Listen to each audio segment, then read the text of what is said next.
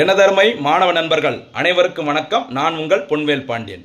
இந்த பதிவில் நம்ம பார்க்க போறது தற்போதைய இந்திய குடியரசுத் தலைவர் திரௌபதி முர்மு அவர்களின் ஒரு சில சாதனைகள். அதாவது பாதுகாப்பு துறையில திரௌபதி முர்மு அவர்கள் சில சாதனைகளை படைச்சிருக்காங்க. என்னன்னு சொல்லி பார்க்கலாமா? 2023ஆம் ஆண்டு பார்த்தீங்கன்னா சுகோய் 30 MKI அப்படிங்கிற போர் விமானத்தில் பறந்து ஒரு சாதனை படைச்சிருந்தாங்க குடியரசுத் தலைவர் திரௌபதி முர்மு அவர்கள். அதனைத் தொடர்ந்து கடந்த அக்டோபர் 2025 சரியா பிரான்ஸ் நாட்டிடமிருந்து இந்தியா வாங்கிய அதிநவீன போர் விமானமான ரஃபேல் போர் விமானத்தில் பறந்தும் சாதனை படைச்சிருந்தாங்க. சரிங்களா?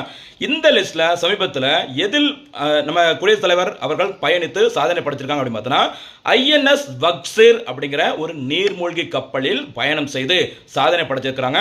இந்த சாதனை எங்கு படைக்கப்பட்டது அப்படின்னு பார்த்தீங்கன்னா கர்நாடகா மாநிலம் கர்வார் அப்படிங்கிற இடத்துல சரி அந்த கடற்படை தளத்துல இந்த சாதனையை படைச்சிருக்கிறாங்க நம்முடைய திரௌபதி முர்மு அவர்கள்.